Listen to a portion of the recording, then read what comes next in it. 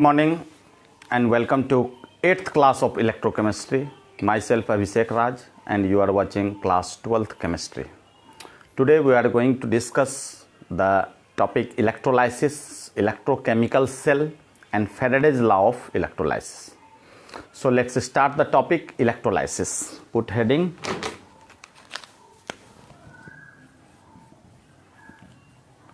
electrolysis. How can you define electrolysis? The process of electrical decomposition, or you can say the process of decomposition of electrolyte when electric current pass through the aqueous solution. So we can write the decomposition, the process of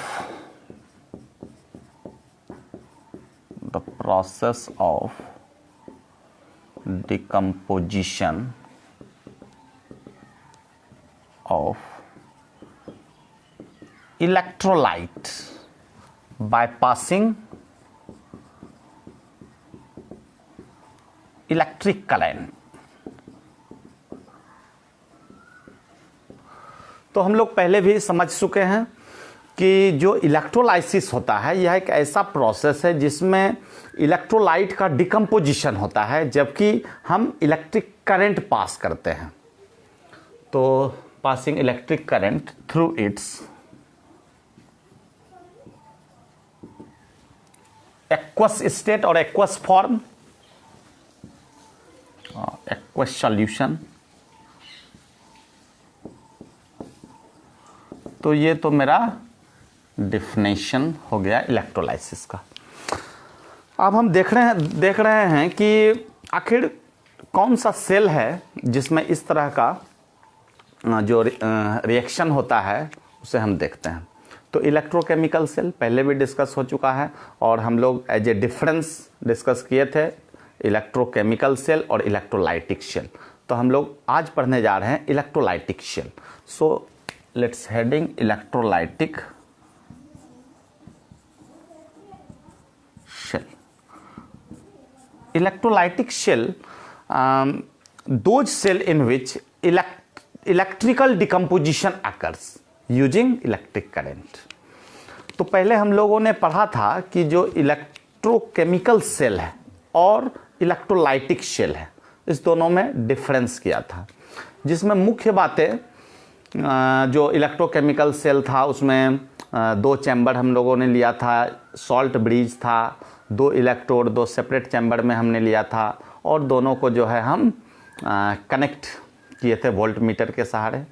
लेकिन हम electrolytic cell में देखेंगे कि एक ही container होगा और दो इलेक्ट्रोड उसी कंटेनर में जो प्लेस्ड इलेक्ट्रोलाइट है उसमें डिप करना होगा और दोनों को बैटरी के सहारे जोड़ देना होगा.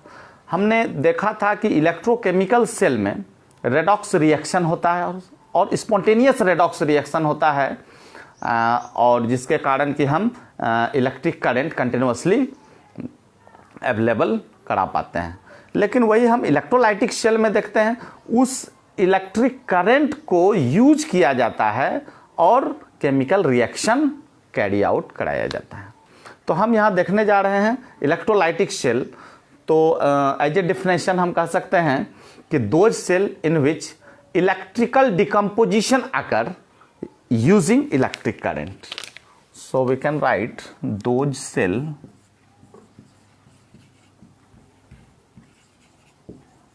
in which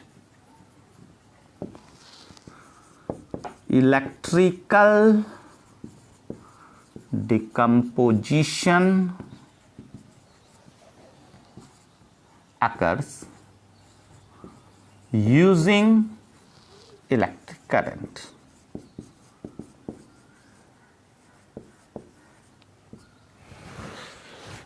तो इस तरह से हमने इलेक्ट्रोलाइसिस और इलेक्ट्रोलाइटिक सेल को डिफाइन किया. अब हम देख रहे हैं कि एक डायग्राम के माध्यम से कि जो मेरा इलेक्ट्रोलाइटिक सेल होगा वह कैसा होगा और उसमें जो रिएक्शंस होंगे और जो भी रिगार्डिंग इलेक्ट्रोलाइटिक सेल कौन कौन सा हम स्टेटमेंट इसके बारे में लिख सकते हैं. देखें हम हेडिंग हो जाएगा मेरा इलेक्ट्रोलाइटिक शेल।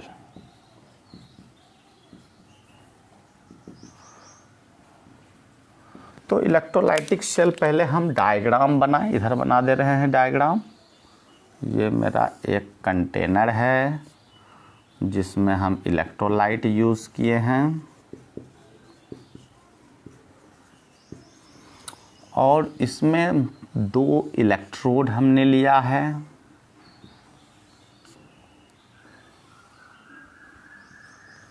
एक एनोड और दूसरा कैथोड का बिहेव करेगा, और इस दोनों को हम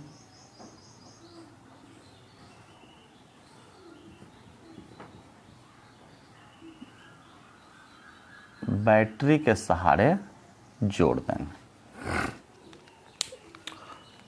सबसे इंपॉर्टेंट बात कि हमने जो इलेक्ट्रोकेमिकल सेल लिया था उसमें एनोड निगेटिव था, लेकिन यहाँ एनोड पॉजिटिव हो जाएगा और कैथोड निगेटिव हो जाएगा। तो हम इलेक्ट्रोलाइटिक शेल में लिख सकते हैं कि 2 मेटल इलेक्ट्रोड को डिप किया गया है एक ही कंटेनर में, having an electrolyte. So first point regarding electrolytic cell, 2 metal electrode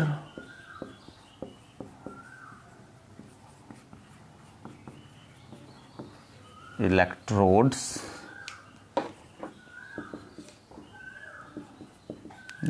dipped in a container having electrolyte. Second point, both electrodes or direct electrodes are joined together or connected by battery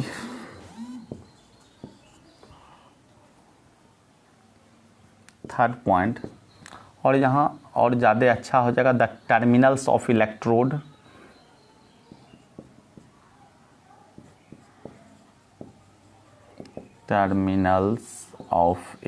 are joined together by battery. And third point, anode behave as positive electrode and cathode behave as negative electrode.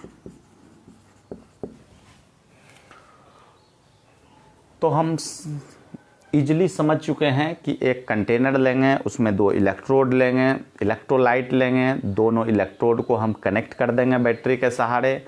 यहाँ पर जो anode होगा वह positive electrode की तरह behave करेगा, cathode होगा negative electrode की तरह बिहेव करेगा।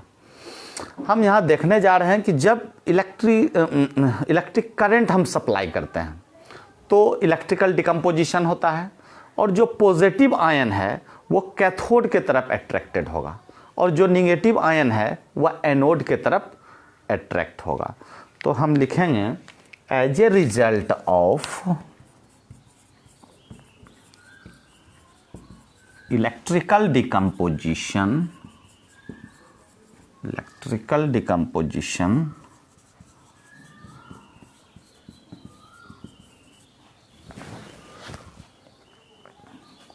positive ions are attracted towards cathode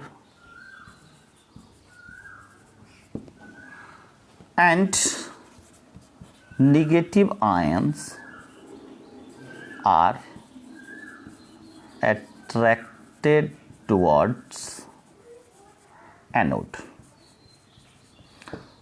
बार बार हम इस बात को दोहरा रहे हैं कि जो इलेक्ट्रोलाइटिक शेल है उसमें एनोड पॉजिटिव होगा। क्योंकि हमने इलेक्ट्रोकेमिकल सेल में पढ़ा था लोन, LOAN, और हम यहाँ A फॉर एनोड और N फॉर निगेटिव चर्चा हमने किया था। लेकिन अब जो पढ़ने जा रहे हैं वो है इलेक्ट्रोलाइटिक शेल, वो था इलेक्ट्रोकेमिकल सेल।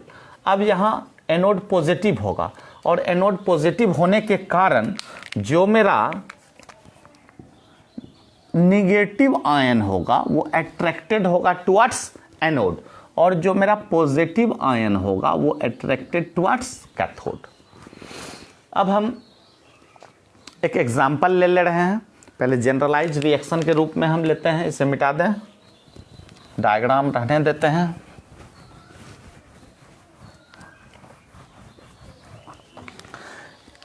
एक जनरलाइज रिएक्शन हम ले रहे हैं, MX और MN plus plus X minus में ये एक रेडॉक्स रिएक्शन है, रेडॉक्स रिएक्शन। जब हम इसके ऑक्सीडेशन हाफ और रिडक्शन हाफ को देखते हैं तो हम देखेंगे कि reduction occurs at cathode and oxidation occurs at anode. तो हम इस रिएक्शन को रिडक्शन और ऑक्सीडेशन हाफ में तोड़ेंगे तो Mn plus plus N electron, ये होगा M सॉलिड,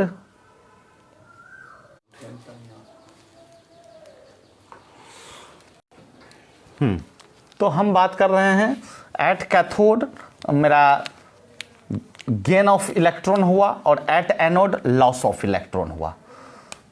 अब हम एक एग्जाम्पल लेंगे, NaCl का एक एग्जाम्पल हम ले रहे हैं कि आखिर किस प्रकार से जो कैथोड और एनोड पर रिएक्शन होता है। तो हम देखेंगे 2Na plus plus 2 electron, that is 2 sodium. अब 2Cl माइनस और ये Cl2 प्लस 2 इलेक्ट्रॉन। हम यहाँ पर देखेंगे कि ये जो है मेरा रिडक्शन हो गया, दैट मीन्स यहाँ गेन ऑफ इलेक्ट्रॉन हो गया, और ये काम एट कैथोड हुआ, यहाँ लिख देते हैं एट कैथोड। वही हम देखते हैं कि जो Cl माइनस है इसमें लॉस ऑफ इलेक्ट्रॉन हुआ, 2 इलेक्ट्रॉन का लॉस हुआ, चूंकि एज ए Cl2 हम इसको रिप्रेजेंट कर रहे हैं। तो हम देखते हैं कि ऑक्सीडेशन एट एनोड, अगर हम ओवरऑल रिएक्शन की बात करें यहाँ तो ओवरऑल रिएक्शन ये 2 इलेक्ट्रॉन को कैंसिल करके आप फाइनल जो रिएक्शन है आप लिख सकते हैं 2Na plus plus 2Cl minus और 2Na प्लस Cl2।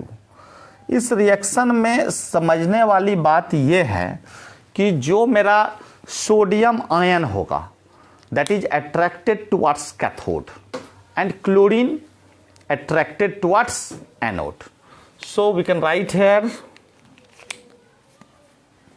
क्योंकि हमने पहले ही जो मेटल आयन को कैथोड के टुवर्ड्स अट्रैक्ट किया था, बस सेम यहाँ स्टेटमेंट हम लिखने जा रहे हैं कि Na plus ion attracted towards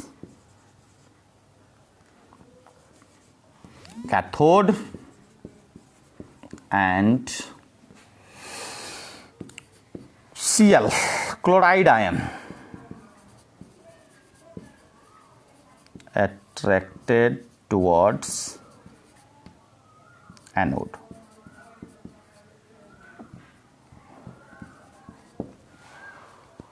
तो आई होप कि ये क्लियर समझ में आया होगा।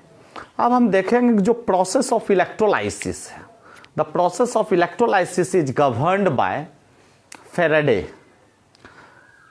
और Faraday provide 2 laws regarding the process of electrical decomposition। तो हम देखते हैं कि जो इलेक्ट्रोलाइसिस का प्रोसेस है वो Faraday लॉ को फॉलो करता है, और 1832 में Faraday ने इलेक्ट्रिकल डिकम्पोजिशन संबंधी 2 लॉ दिया। तो पहले हम मिटा देते हैं। ये इलेक्ट्रोकेमिकल्स इलेक्ट्रोलाइटिक शेल टॉपिक मेरा कंप्लीट हो गया।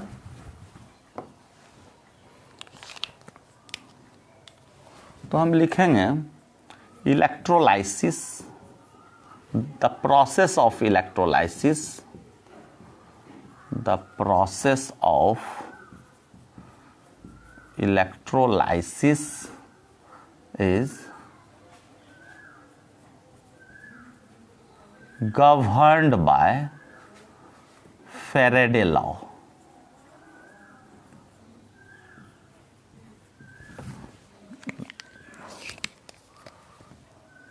Faraday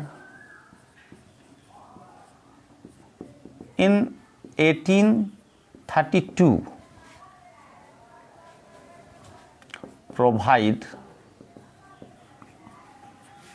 two laws regarding electrical decomposition.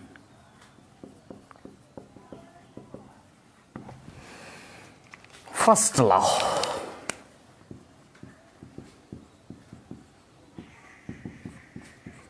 तो हम बात करने जा रहे हैं फर्स्ट लॉ की।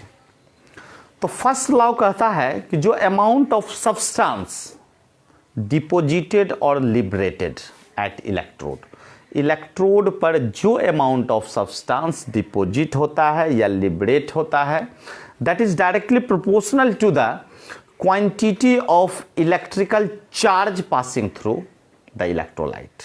So we can write the amount of substance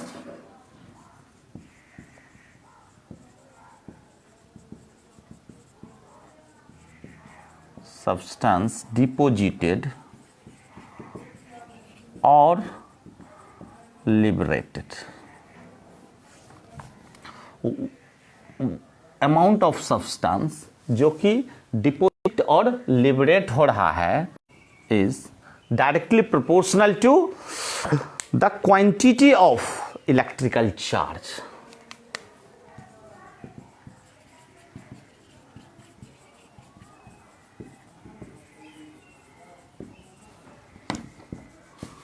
The quantity of electrical charge passing through the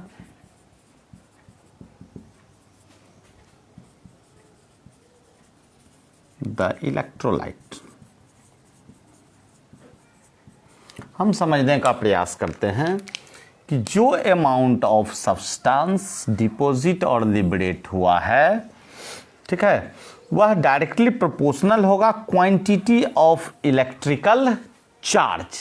तो हम देखने जा रहे हैं कि मैथमेटिकल जो रिलेशन होगा वह इस रूप में हो सकता है कि W is proportional to Q, और हम बराबर करने जा रहे हैं इसको, तो एक कांस्टेंट लगाएंगे. ऐसे पहले भी हम लोग जान चुके हैं कि Q is equal to IT होता है. पिछले क्लासों में हम लोग प्रीवियस क्लास 10th में ये डिफिनेशन है इलेक्ट्रिक करंट का, that is I is equal to Q by T. Rate of flow of electric charge is called current. अगर इस वैल्यू को हम यहाँ पुट करें तो हम लिख सकते हैं W is directly proportional to IT, और हम बराबर करें W इज इक्वल टू, तो यहाँ एक कांस्टेंट लगा देंगे, वो हो जाएगा ZIT, और यहाँ पर Z where Z is a constant called electrochemical equivalent. तो हम समझते हैं कि अच्छे प्रकार से समझ में आया होगा. जो फर्स्ट लॉ है फिर से हम लोग देख लेते हैं. The amount of substance deposit और लिबरेटेड, फ्रॉम नहीं एट दीजिए, ज़्यादा अप्रोप्रिएट होगा. मतलब इलेक्ट्रोड पर जो भी सब्सटेंस का अमाउंट डिपोजिट और लिबरेट हुआ है वो डायरेक्टली प्रोपोर्शनल है इलेक्ट्रिकल चार्ज के। तो यहां पर हो जाएगा W जो है अमाउंट ऑफ सब्सटेंस है और Q है मेरा इलेक्ट्रिकल चार्ज। तो एकदम क्लियर है। अब इसे मिटा दें हम और थोड़ा और इसको आगे बढ़ाने का प्रयास करें। हम पढ़ रहे हैं फर्स्ट लॉ। तो W इज इक्वल टू हमने W is equal to ZIT।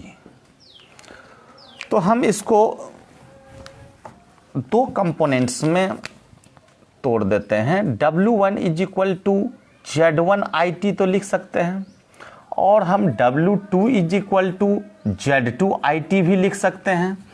और अगर हम W1 बाय W2 करें तो Z1IT बाय Z2IT हो जाएगा और IT को हम कैंसिल कर दें तो फाइनल जो है हम W1 by W2 is equal to Z1 by Z2 लिख सकते हैं। हम थोड़ा सा जो है इसके डिफिनेशन की बात करें। चूंकि हमने W is equal to ZIT लिखा है और if I is equal to 1 ampere हो जाएगा and T is equal to 1 second, then W is equal to Z। तो Z क्या है? इलेक्ट्रोकेमिकल इक्विवेलेंट क्या है? Is the amount of substance deposited by passing, लिख सकते हैं electrochemical equivalent, electrochemical equivalent is the amount of substance liberated और deposited लिख देते हैं, deposited when 1 ampere current is passing through 1 second. मतलब 1 एम्पेयर करंट अगर 1 सेकेंड तक फ्लो कर रहा है तो हम देखेंगे कि जो मेरा अमाउंट ऑफ सब्सटेंस डिपोजिटेड है that is equal to electrochemical equivalent. अब हम सेकेंड लॉ की बात करें। सेकेंड लॉ क्या है? हम देखते हैं कि बहुत सारे कंटेनर में इलेक्ट्रोलाइट है और वो इलेक्ट्रोलाइट में जो भी इलेक्ट्रोड डिप्ड है उसे हम सीरीज में कनेक्ट कर देते हैं, या हम ऐसे समझते हैं कि कंटेनर में जो डिफरेंट इलेक्ट्रोलाइट्स है उसको हम सीरीज में कनेक्ट करके उसके इलेक्ट्रोड्स को और सेम अमाउंट में इलेक्ट्रिक करंट पास करवाते हैं। तो जो भी सब्सटेंस डिपोजिटेड होगा that is directly proportional to equivalent mass. तो हम स्टेटमेंट स्वरूप पहले मिटा दें। Second law,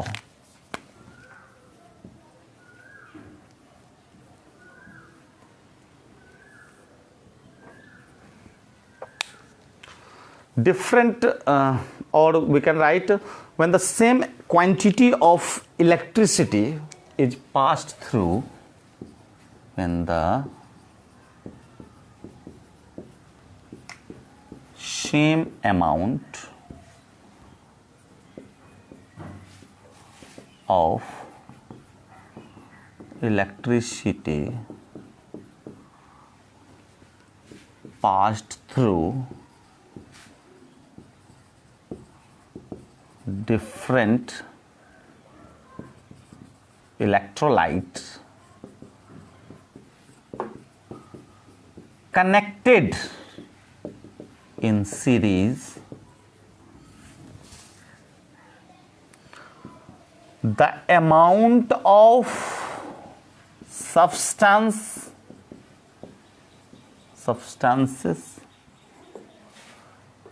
deposited is directly proportional to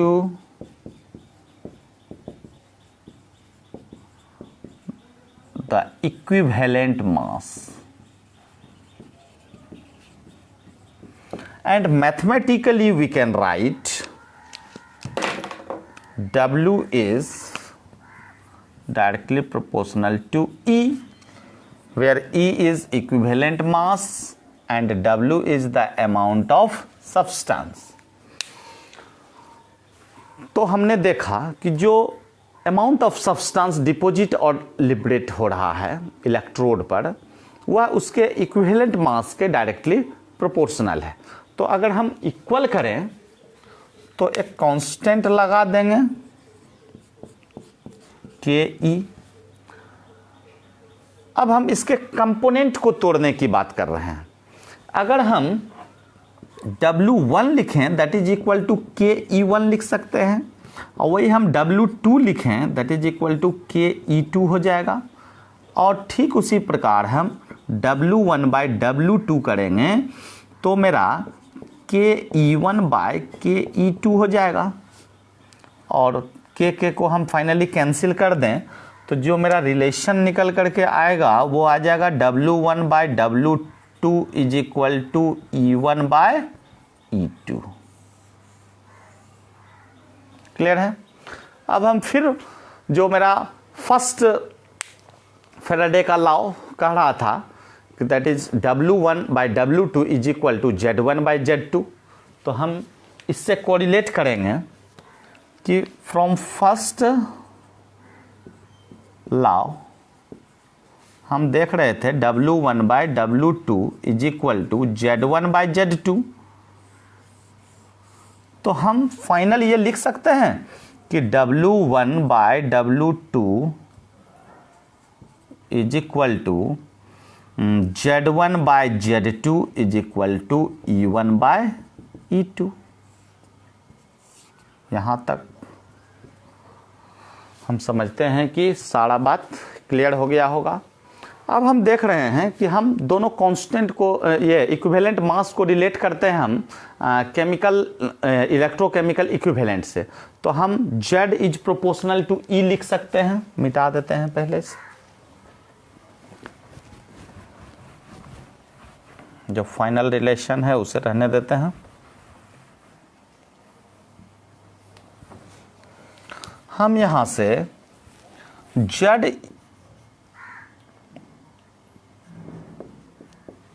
Z1 by Z2 है तो हम प्रोपोर्शनल कर सकते हैं. Z is proportional to E और E is proportional to Z, और E इज इक्वल टू अगर करेंगे तो एक कांस्टेंट लगा देंगे F, और ये FZ हो गया ना. FZ नाम का एक बाइक भी है.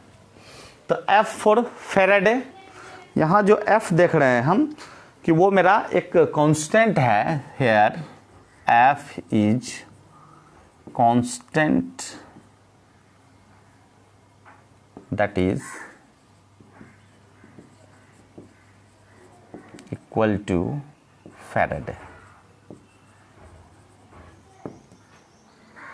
तो अब जो वैल्यू है फैराडे का उसे कैलकुलेट करने की हम बात कर रहे हैं कि एक फैराडे जो है, जो हम 96500 कूलम पर मोल जो लिख रहे थे वो किस प्रकार लिख रहे थे. तो हम देखते हैं कि क्वांटिटी ऑफ इलेक्ट्रिसिटी और quantity of electric current carried bye 1 mole of electron.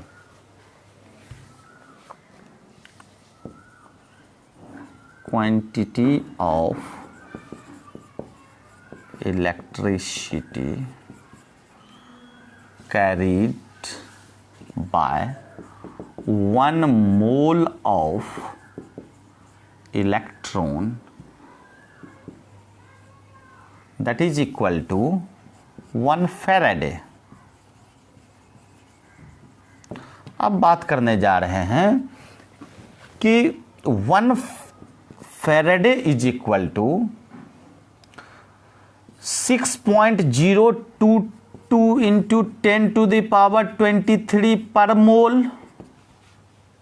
और जो इलेक्ट्रॉन पर चार्ज होता है that is 1.6 into 10 to the power -19 coulomb.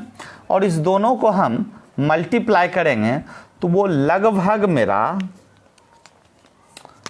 Exact तो 96500 नहीं आता है, 488 के लमसम आता है। तो हम इसे लिख सकते हैं और कूलम पर मोल, क्लियर है यहां तक। अब हम देखने जा रहे हैं कि अगर Q इज इक्वल टू हम NF लेते हैं, क्योंकि हम लोग पहले पढ़ चुके हैं Q is equal to NE, number of electron and charge on electron. तो हम लिखेंगे charge on N mole of electron, charge on N mole of electron. तो ये मेरा Q is equal to NF हो गया। तो F का जो वैल्यू है हम उसे पुट कर देंगे और मेरा Q इज इक्वल टू आ जाएगा N इंटू 96500। क्लियर है यहां तक। हमने आज electrolysis, electrolytic cell, Faraday's law of electrolysis को समझा, फैराडे के वैल्यू को निकाला, 1 Faraday is equal to 96500 coulomb.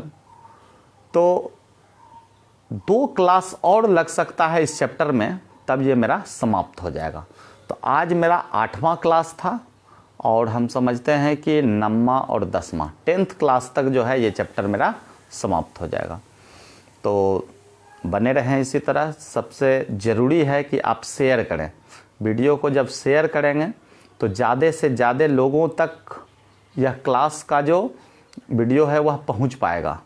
और जो भी क्लास 12th के बोर्ड एग्जामिनी जो 2021 में एग्जामिनेशन देंगे उसके लिए यह बहुत ही हेल्पफुल होगा। सारे टॉपिक को step by step systematic way में हमने क्लियर करने का प्रयास किया। नेक्स्ट क्लास में हम इससे रिलेटेड कुछ न्यूमेरिकल्स देखेंगे और जो सेल है उसे डिस्कस करेंगे। तो हम समझते हैं कि कल आप 10 से 11 निश्चित रूप से बने रहेंगे और जो मेरा 9th क्लास होगा उसका लाभ उठाएंगे। Thank you for watching this video.